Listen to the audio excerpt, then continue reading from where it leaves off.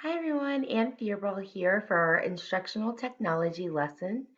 This week I am going to use Snagit video to show my lesson, and my lesson will be on how to convert a PDF to Word.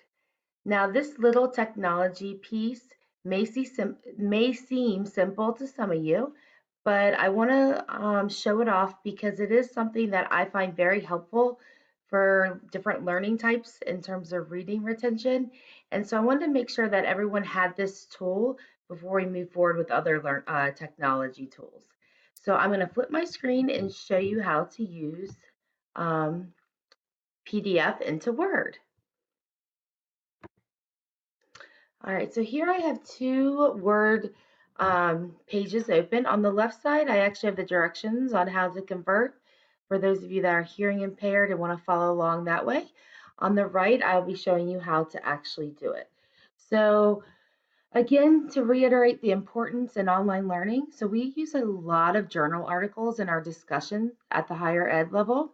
So some learning types need to be able to easily edit a document that they read to help them with retention. PDFs can be tricky document types, and most feel more comfortable adding notes or highlighting in the Word setting. So when you see all those, when you download all those PDF articles, when you're using the databases in the library, there are a way to bring them into Word, and that's what I'm going to show you. So once Word is open, you go under File and you click Open. Once you're in here, you're going to browse for that wherever you save that PDF. So here, I'm going to grab one that we have just from previous weeks in the classroom. So I'm going to click on here, and it's going to load it under here. It's going to show it's a PDF, and I'm going to hit Open. Now, if you follow down here at the bottom of my screen, it's going to start converting. Now, sometimes this step takes a few minutes depending on the size of the document. Let me move it over so we can still follow the directions. Now, if you've never done this before, you're going to get a little gray pop-up box that says, do you allow the system to convert this document? You just check yes, but once you do it once, it doesn't happen again. So here I have enable editing also on this article, so I'm going to click on this so I can make editing. So now we have this article in the Word format. So what we can do with that, and I'm sorry, I'm not sure why this is open again, but there we go. That usually does not happen. I don't know if it's because of the article I selected, or that my work computer went to Google a few months ago and they're outphasing Microsoft products from our computer. But so here we have this article. It's now open. I can actually edit it. So if I'm reading through it and I really like this piece, I might highlight this yellow. And I could add a comment. So insert comment, and I could say use an opening paragraph. Anything that could really help me in the future with it.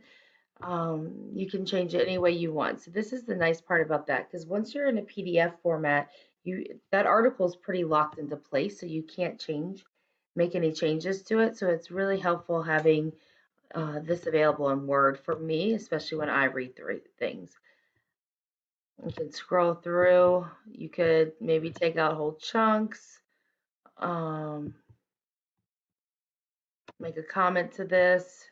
Say use for closing paragraph. So it's really super helpful, especially if you're using this for a paper, to mark what you want to use in certain areas.